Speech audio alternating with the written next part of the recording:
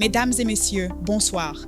Très heureuse de vous retrouver pour cette grande édition d'information sur Inside News RDC. Nous sommes le vendredi 5 décembre 2025. Une date qui, nous l'espérons, restera dans les mémoires, car c'est au lendemain d'une signature historique à Washington que la République démocratique du Congo se réveille ce matin, partagée entre un immense espoir de paix et le poids de 3 décennies de guerre. Au sommet de l'actualité ce soir, l'accord de Washington, la signature historique hier entre les présidents Félix Tshisekedi et Paul Kagame sous l'égide des États-Unis.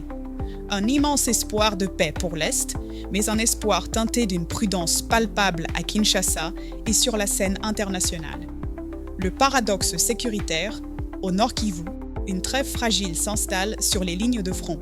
Mais au Sud Kivu, la situation est dramatique avec des combats violents qui provoquent un exode massif de la population dans la plaine de la Ruzizi.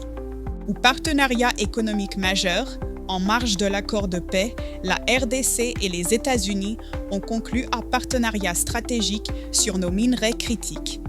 Un accord qui pourrait redéfinir notre place dans l'économie mondiale. Et dans le reste de l'actualité nationale, nous parlerons de la coopération militaire renforcée avec l'Égypte, d'une vaste opération contre le banditisme à Kalemi, mais aussi des défis sociaux et des derniers résultats de la LINAFOOT. Voilà pour les titres. Bienvenue à tous. Hier, nos équipes ont analysé en direct le moment de la signature de ces accords et vous ont rapidement fourni une analyse qui a été mise en ligne cet après-midi. Mais les implications, les non-dits et les défis sont immenses. C'est pourquoi, demain, nous vous proposerons une émission spéciale d'analyse approfondie intitulée « Accord de Washington, le Congo vend-il sa paix ou conquiert-il sa souveraineté ?» Cette analyse est nécessaire pour comprendre l'avenir qui se dessine pour notre nation. Restez avec nous. Nous vous invitons à la suivre et la partager massivement. L'actualité de ces dernières 24 heures est donc entièrement dominée par cet événement diplomatique majeur qui s'est déroulé à des milliers de kilomètres de chez nous, mais dont les répercussions se feront sentir ici, au cœur de notre pays.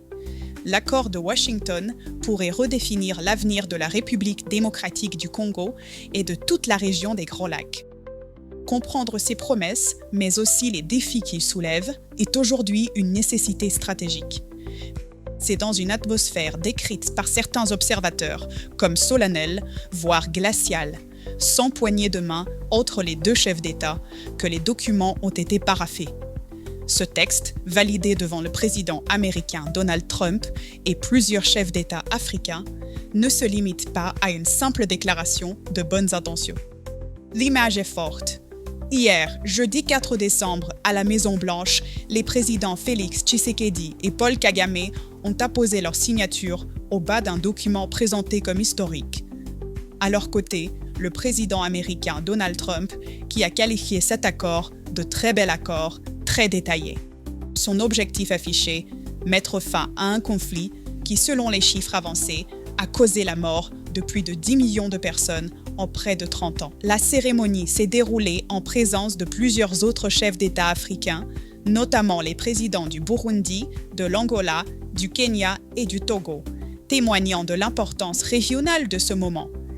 Mais au-delà des symboles, que contient réellement cet accord ? Nos analyses, basées sur les documents rendus publics, révèlent une architecture en 3 piliers principaux. Volet sécuritaire. L'engagement central est celui de la RDC à neutraliser les forces des FDLR. En échange, le Rwanda s'engage à démanteler progressivement ses dispositifs défensifs installés sur le sol congolais. Pour garantir cette désescalade, des mécanismes de renseignement partagés et des patrouilles coordonnées le long de nos frontières seront mis en place. Volet économique, CIER. L'accord instaure un cadre d'intégration économique régionale. Concrètement, il prévoit la création de centres de contrôle pour assurer la traçabilité de nos minerais et lutter contre la contrebande. L'accord prévoit également de synchroniser nos politiques fiscales pour mettre fin à la concurrence déloyale et encourager les investissements légitimes, tout en relançant des projets énergétiques structurants comme la centrale de Ruzizi 3 et l'exploitation du gaz méthane du lac Kivu. Conditionnalité, cependant, un point crucial souligné par nos confrères d'actualité.cd est à noter. L'application de ce volet économique est strictement conditionnée à la bonne exécution des engagements militaires. Des comités de surveillance devront valider cette étape avant que la coopération économique ne puisse réellement démarrer. L'annonce de cet accord a provoqué une vague de réactions, oscillant entre un espoir immense et une prudence de rigueur. Espoir a été exprimé par de nombreuses voix. Le député national Vital Kamerhe a salué un tournant décisif. L'Union sacrée, la plateforme présidentielle, a appelé à une mobilisation générale pour réserver un accueil triomphal au chef de l'État.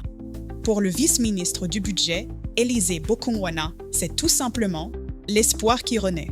Une analyse partagée par Alain Kyungu de l'UDPS Kibasa qui y voit un renversement diplomatique majeur orchestré par le président Tshisekedi. La prudence et les avertissements sont venus du plus haut niveau de notre diplomatie.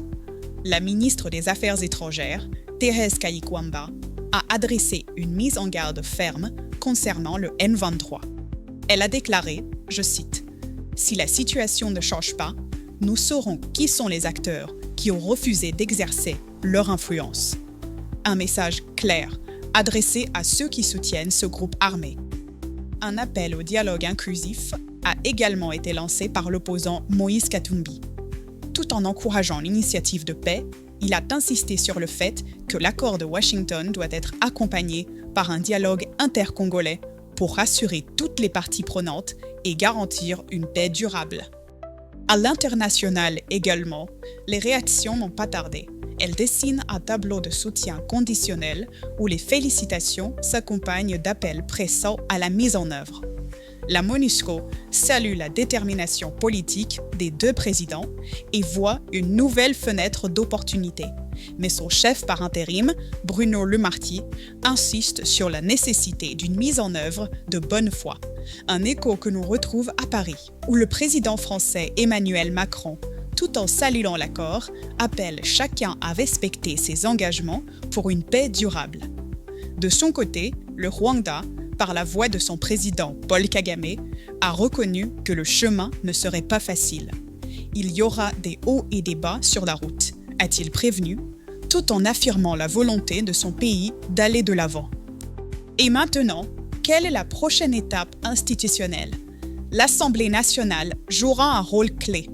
Son président, Aimé Boji, a affirmé que le Parlement accompagnera le gouvernement et que l'accord sera présenté pour ratification, conformément aux articles 213 et 214 de notre Constitution. De son côté, le groupe d'amitié RDC-USA au sein de l'Assemblée a déjà insisté sur une mise en œuvre optimale et a appelé à la sincérité de tous les acteurs. Si les signatures à Washington ouvrent une indéniable voie d'espoir, la réalité sur le terrain reste et restera le juge ultime de la paix. Ce qui nous amène directement à la situation sécuritaire dans notre pays. C'est le paradoxe douloureux de cette journée du 5 décembre. Tandis que les diplomates se félicitent à Washington, nos compatriotes de l'Est vivent une réalité sécuritaire contrastée, où le silence des armes dans une province répond aux détonations et à la terreur dans une autre.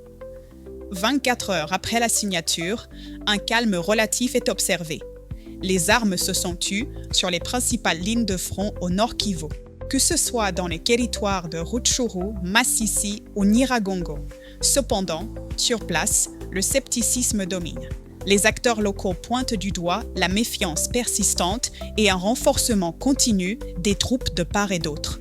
Une source locale nous a confié, je cite, « Tant que les troupes ne respectent pas réellement le cessez-le-feu, ces engagements resteront hypothétiques. » Mais cet espoir prudent au nord Kivu est brutalement douché par la réalité sanglante au sud Kivu, où les accords de Washington semblent, pour l'heure, n'avoir aucun écho. Depuis hier, jeudi 4 décembre, la cité de Luvungi, dans la plaine de la Ruzizi, s'est vidée de près de 80% de sa population. Des milliers de familles fuient les combats d'une rare intensité qui opposent nos forces armées, les FARDC, aux rebelles de l'AFC M23. Des tirs d'obus ont frappé la cité, faisant au moins 3 blessés parmi les civils. Pour aggraver ce drame humanitaire, la frontière burundaise de Rubanga, toute proche, a déjà été fermée. Pendant ce temps, dans une autre partie du pays, la lutte contre l'insécurité urbaine s'intensifie. À Kalemi, dans la province du Tanganyika, une opération coup de poing menée par des patrouilles mixtes, police armée, a permis l'arrestation de 22 bandits à main armée. Le ministre provincial de l'Intérieur, M. Eyal, qui a personnellement participé à ces patrouilles, a souligné l'arrestation d'un soldat surnommé Joski, qui serait l'auteur de troubles ayant coûté la vie à 3 personnes. Sur le front diplomatique militaire, la RDC continue de renforcer ses partenariats. Hier, en Égypte, le vice-premier ministre de la Défense s'est entretenu avec son homologue égyptien, le général Abdelmajid Sakr. Le Caire a réaffirmé sa disponibilité totale à accompagner la modernisation de nos FARDC conformément au protocole de coopération signé en 2022. Cette coopération couvrira des domaines aussi essentiels que la formation, l'appui technique et la modernisation des équipements. Cette lutte pour la sécurité sur plusieurs fronts ne peut porter ses fruits sans un soubassement économique solide. Et c'est précisément le deuxième pilier de l'offensive diplomatique menée cette semaine à Washington. Parallèlement aux efforts de paix, la République démocratique du Congo s'engage sur le front économique. Des accords stratégiques sont conclus pour enfin valoriser nos immenses ressources naturelles, même si, sur le terrain, les défis liés aux infrastructures locales demeurent une préoccupation constante. C'est l'autre accord majeur signé hier à Washington. Un partenariat a été conclu entre la RDC et les États-Unis sur les minerais critiques, notamment le cobalt, le lithium et le coltan. Les objectifs sont multiples: moderniser nos chaînes d'approvisionnement, lutter contre la contrebande, créer des emplois pour les Congolais et pour les Américains, sécuriser leur accès à ces ressources tout en réduisant leur dépendance vis-à-vis de la Chine. Le président Félix Tshisekedi a salué cet accord comme un partenariat historique.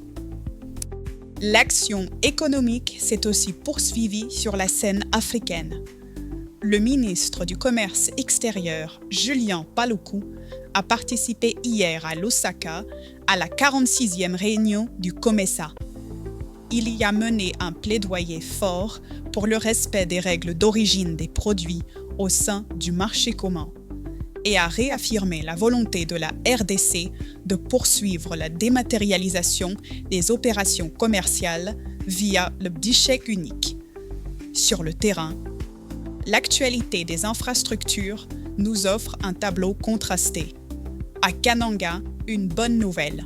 Le plan de travail et le budget 2026 pour le projet PURUC ont été adoptés. Ce projet, crucial pour renforcer la résilience de la ville face au ravin d'érosion, est considéré comme un projet pilote pour l'urbanisme national. À Kinshasa, en revanche, un ralentissement est constaté. Les travaux de réhabilitation du tronçon Mama-Yemo-Ngoma sur la route Matadi sont freinés. La cause, la nécessité de délocaliser une importante tuyauterie de la Régie des eaux. Le développement économique et la construction d'infrastructures ne peuvent avoir de sens sans un impact direct sur la vie des citoyens. C'est ce qui nous amène aux questions de société. Penchons-nous sur les enjeux humains qui sont le fondement de toute l'actualité politique et économique, la défense des droits de chacun, la dignité par le travail et la gestion des crises humanitaires qui affectent les plus vulnérables. Hier, à Kinshasa, s'est tenu un atelier de renforcement des capacités pour les défenseurs des droits humains. Fait notable, nombre d'entre eux sont des déplacés ayant fui les violences à l'Est. Comme l'a souligné l'un des formateurs, Maître Frédéric Kwamba Chingej, il est crucial que ces défenseurs connaissent parfaitement leurs droits et leurs devoirs pour éviter de s'exposer à la répression par simple ignorance de la loi. Un signal fort a été envoyé par le gouvernement en matière de droit du travail. Le ministre de l'Emploi, Ferdinand Massamba, a personnellement supervisé hier la signature des contrats de travail pour les agents de l'entreprise Fatima à Kinshasa.